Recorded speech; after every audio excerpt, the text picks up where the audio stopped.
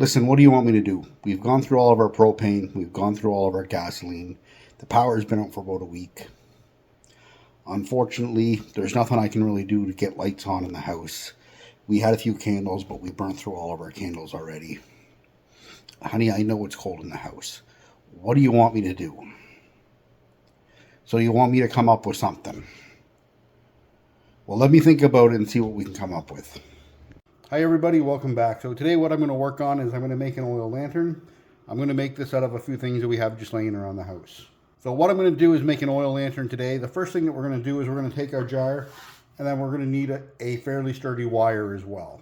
So I have a couple different types of wire that I'm going to use for this project. The first type of wire I have is going to be this rebar baling twine. What I'm going to do, I'm going to cut off a little more than a foot of this wire. So our wire is not really straight. It's kind of pretty wavy to start with. So let's straighten the wire out next. The absolute best way that I've found to straighten any kind of wire is to take a drill and you want to clamp the wire inside the drill, and then next you're going to grab a pair of pliers. And I'm just going to squeeze my pliers and pull down the length of it as I run the drill.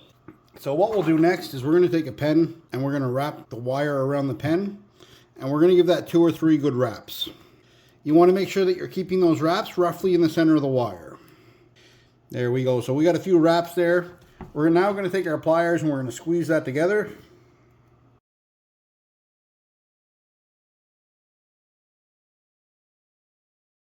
What we'll do next is we want the center of this approximately in the middle of the jar. So I'm going to bend this down so that everything's sitting at the same level. And to do that, I'm just going to make 2 small bends.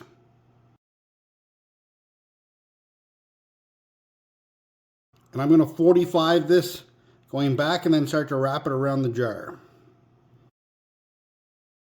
Now all we want to do is basically form the wire around that other end. So right now it does hug that jar really tightly, and that's not going to move at all. It's quite sturdy, it's quite strong. I can pick it up by the wire. What we're going to need for our next step is we're going to need a pop can. So this isn't quite a pop can, but it is certainly an aluminum can, and this will work perfect for what we need. So what we'll do is we'll open this up, we'll drink this, and then we'll come right back. Oh, that tastes bad. So we have an empty can now. So for right now, we don't need our jar. We're going to put that off to the side, and we're going to work on our empty can. So the first thing that we're going to want to do is we're going to want to cut the top and the bottom off. All right, now that we have our top and our bottom off, we're going to cut it in half.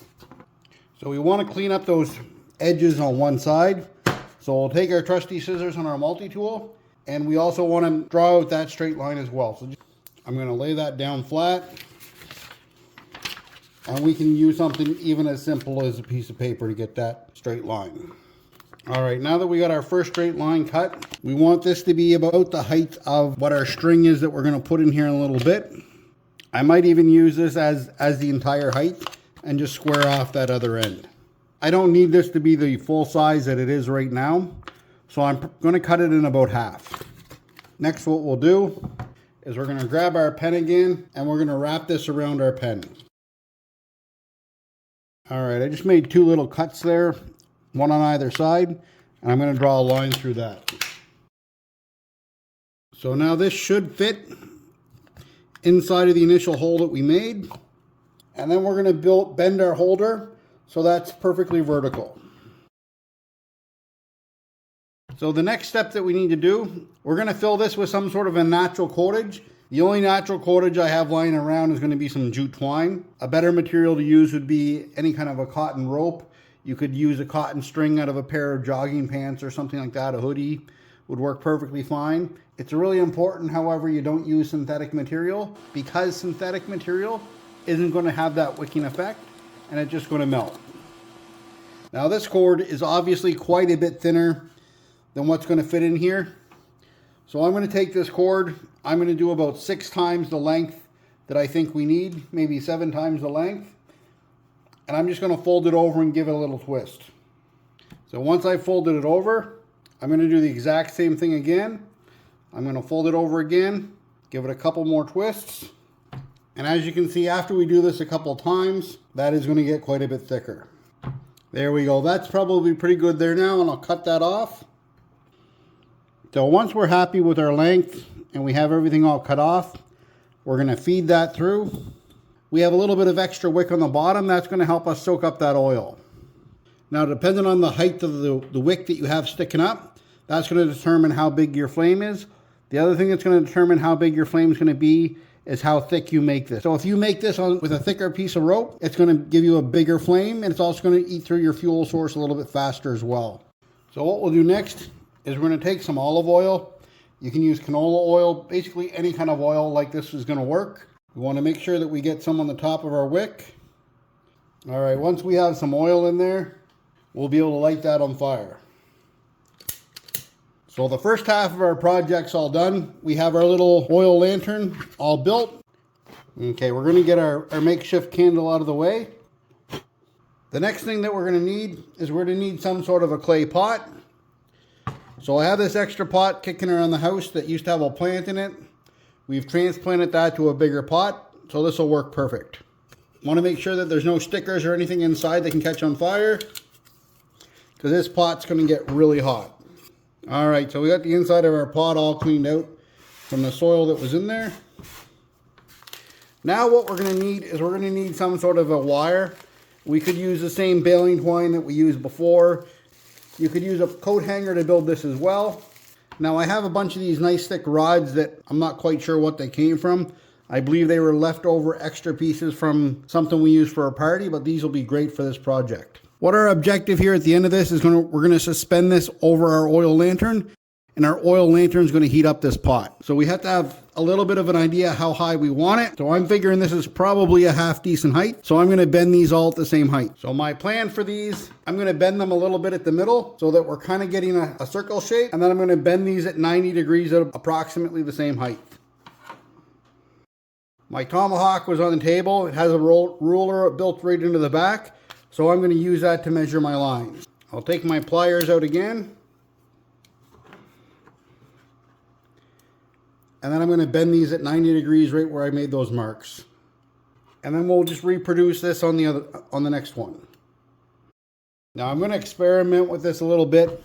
This time around what I'm going to do is I'm going to bend the 90 on these first, just to see if it's easier to bend the 90 first or bend that little curve first. Yeah, it's quite a bit easier bending the 90s first and then bending the curve afterwards. So the next thing that we're going to do is we're going to build a little shelf that's going to hold these pots right at the end. So we're going to take a few measurements here. So I'm going to put a measurement at 1.5 inches, at 1 inch, and then 1/2 inch. And I'm going to do that for all the rest. Now that we have those marks on, okay, with this wire, I think I'm going to have to go grab 2 pairs of vice grips in order to do this. I'll be right back. So I ran downstairs, I grabbed a couple pairs of vice grips. I'm going to adjust them so that they're tight on this metal wire. There's our first bend. All right, so you can see the basic shape that we're going for here. What we'll end up doing is we'll put our pot here. It'll come around to the other side, and then we'll have 2 of these holding the pot stationary. All right, we got the bracket for one side all done. So our pot will go in on both sides. And then once we have the other bracket done, that'll stay there without being able to move at all. Now I'm not bending them quite where the lines are. I'm actually using the space of the teeth on my pliers in order to figure out where the space is that I'm bending them at. And as I'm bending them, I'm just moving my pliers down every so often because my pliers are hitting each other. So every time they're hitting, I'm just moving my vice grips a little bit further down. You could certainly use a thinner wire than what I'm using, or you could use a different material to make a bracket to hold that pot with.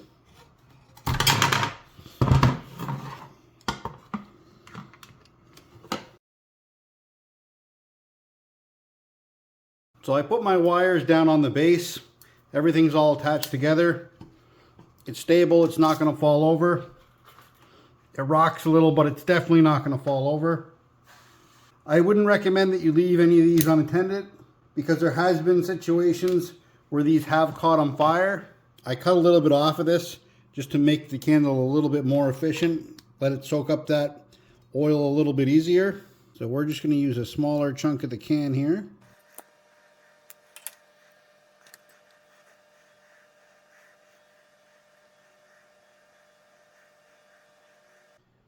Hi babe, why don't you come sit down beside me? We have our clay pot all heated up. It's producing quite a bit of heat now. I know it's not going to heat this entire room, but if we sit fairly close to it, it's going to help keep us warm.